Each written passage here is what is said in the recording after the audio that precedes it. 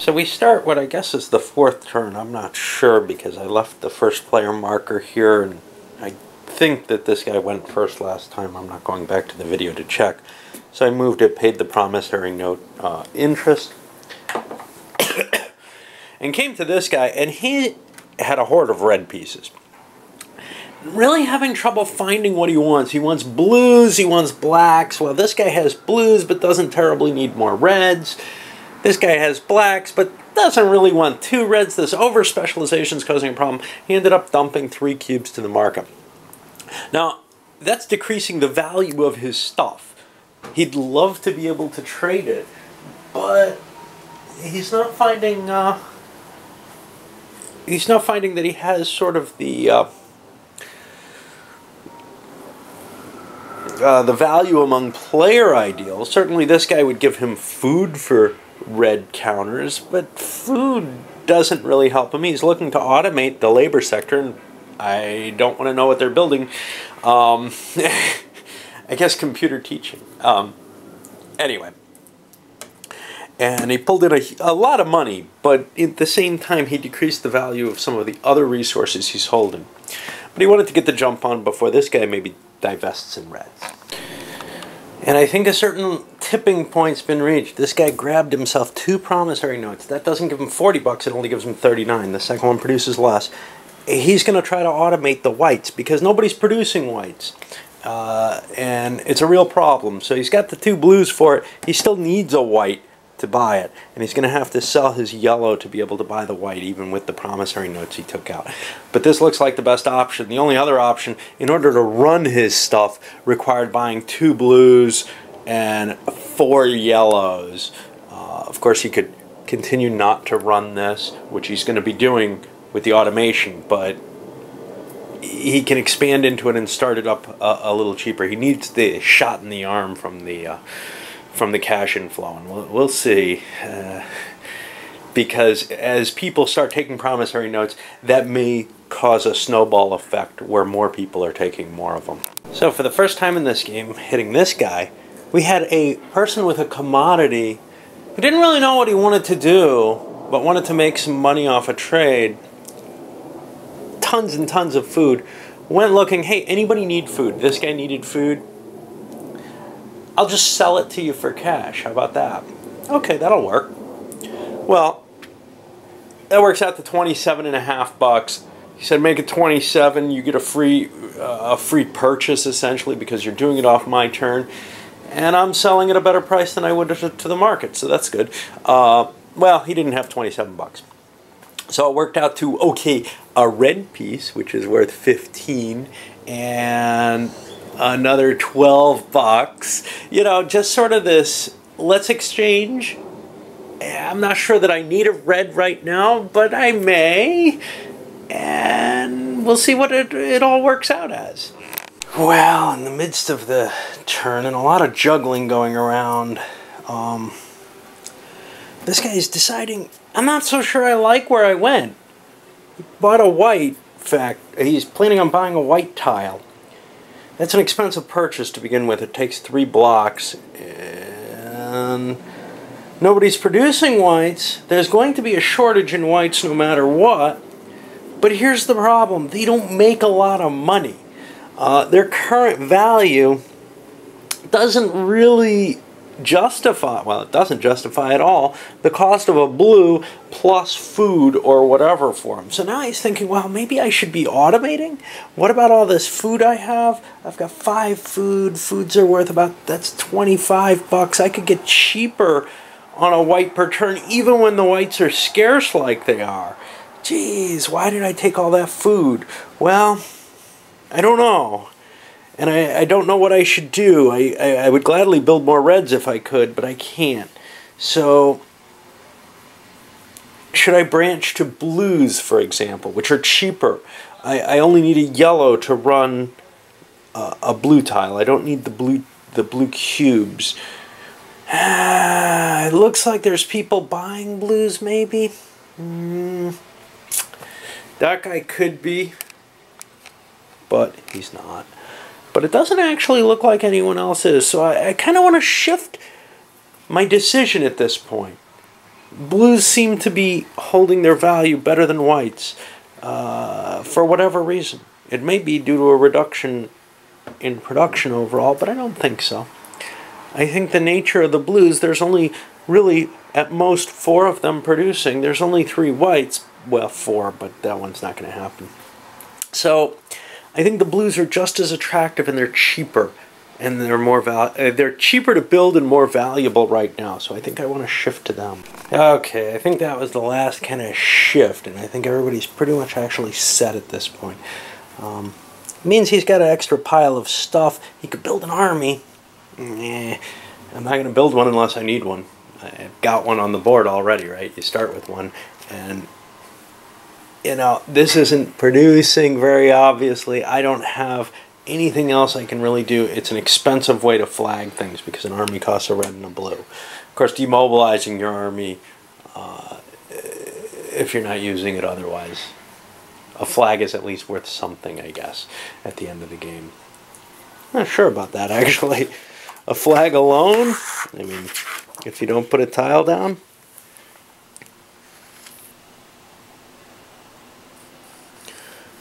It's only industries that count.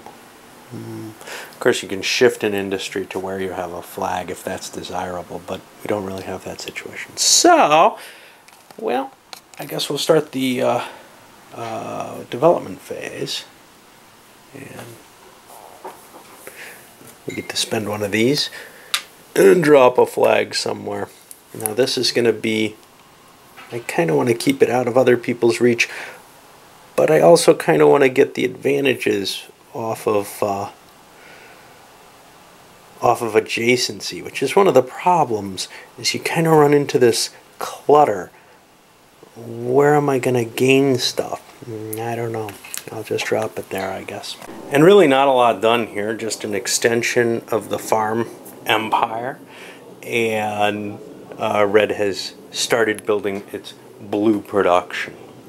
Now it's time to actually produce. Nobody wanted to move their armies. Nobody had anything to do. This army sitting here, well, it just means that he's going to use food to produce.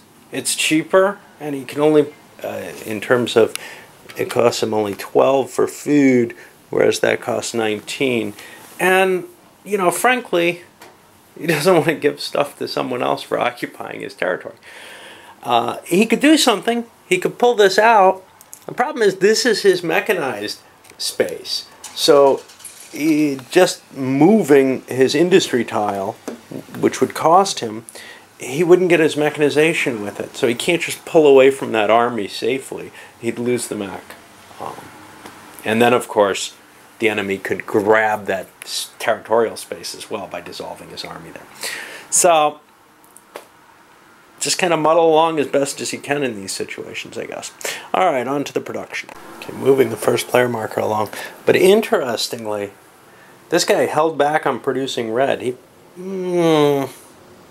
Yeah, he only had the ability, food-wise, to produce from 1 red cube, which means he'd be playing a blue and a yellow for a red. That's not worth it.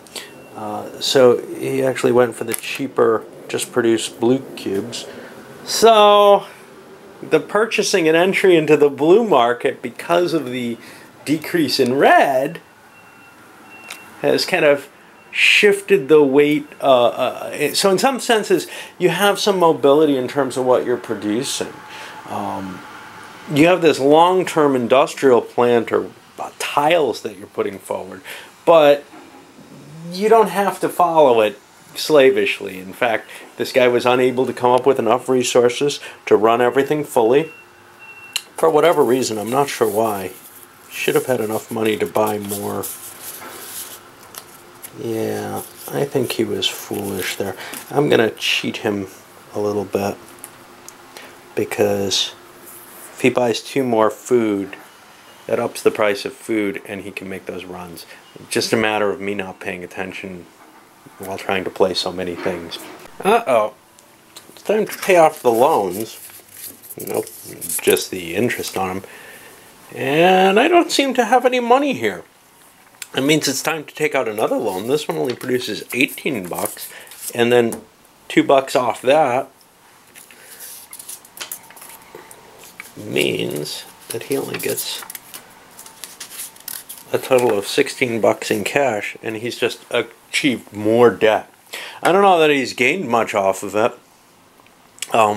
He made the bump up to industrialization, to the automation, but you know, it looks like the farm and the labor players who concentrated on a single sector are doing the best in this game, and anyone who diverged, and obviously there was a mistake here, but including divergence into automation early, just doesn't work. You gotta kind of focus on one sector from the beginning. I'm not thrilled with that. I'll tell you why. Because it doesn't represent the historical view, right? Yes, everybody starts out in almost one sector, but that one sector is farming, and I think after the Holocaust handles that very well. Anything else is sort of this little luxury beyond that hunter-gatherer, then to agricultural, then to... So, I'm not sure what this is supposed to represent. Oh, look, I got a whole country filled with nothing but laborers, and we produce labor and ship it out elsewhere. What? This is beginning to disturb me. I had been hoping for something that it would give me more insight. I'm not talking about as some sort of studied model or whatever, but this is beginning to look more and more like a game. And nothing but a game, and just another Euro. And, you know, it's not bad because I've got these little number tracks and everything. It's fairly easy to do the work for it. There's a little bit of counting, but nothing that's too painful, I guess. But yeah, I'm beginning to feel some disappointment here. Well, I see I'm screwing up. Military occupation is by block. So with someone sitting there, it doesn't matter what I produce or what I don't. As long as I activate any of these, there's production happening. So theoretically, this guy should be up a black tile for his occupation. And this turn, it's just not working well. Now, let's see, it's this guy here. I was going for a food production answer. Obviously, that's not the answer here. I might as well go with the automation answer just because it doesn't cost me as much in this case. Now, this sucks because I've been aligning to fix that. Of course, it sucks for him because he didn't get his benefit last turn either. Well. Definitely beginning to run into... you know, these difficult choices where this guy just can't seem to get a grip and make a move anywhere, for example. But others who are, well, other than this guy who poured out the red and this guy who poured on with the yellow, the farms, everybody else is pretty much stuck in some kind of hell. His territory is occupied. He's in lone hell. He's not doing too badly, but he's still struggling, not able to grow at the same with the same certitude. So basically, you can't split up early on. You cannot. It costs you too much. It freezes you, and it makes this industrial chip kind of an iffy thing because he's kind of forced into, not absolutely. It makes it easier for him to make that transition. So he doesn't want to do it early. The other thing we see is the poor labor market is just shattered. This guy's just having to sell off everything with kind of the, well, I'm going to be producing a ton of it anyway. I might as well. I can't seem to trade it for anything of value. All right.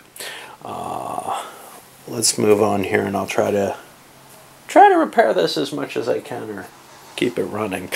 Alright, well, I think we went around the board enough times there. Ready to go into the production, or development, actually. Can't remember the names of the phases. Now, we'll see how this turns out. But a lot of people aren't very happy, to tell you the truth. Not just in terms of with what's going on now. There's something kind of interesting there. Red market, the supply is getting down so low with so much of it in here. next turn's production may end up coming off the market. Elsewhere, for example, here, there's just not enough production to keep up with what little demand there is. And same with the blues. They're just kind of... But this one's actually creeping forward. I don't think the blue is. I think we've reached a production level now. But there's not much more black being produced. And now the nastiness really starts. The Britannia type player has played in here with a flag. This guy wants that space. That's his bonus white space. Bang! He's going to move his army in and grab that unclaimed flag, taking it away from him. This poor guy is just getting hosed left and right.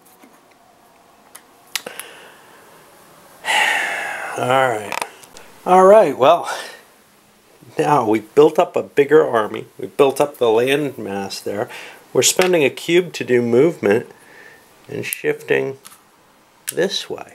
This is positioning us to take on another player. We think he's pretty much destroyed at this point. If he produces, I get 2 of his production.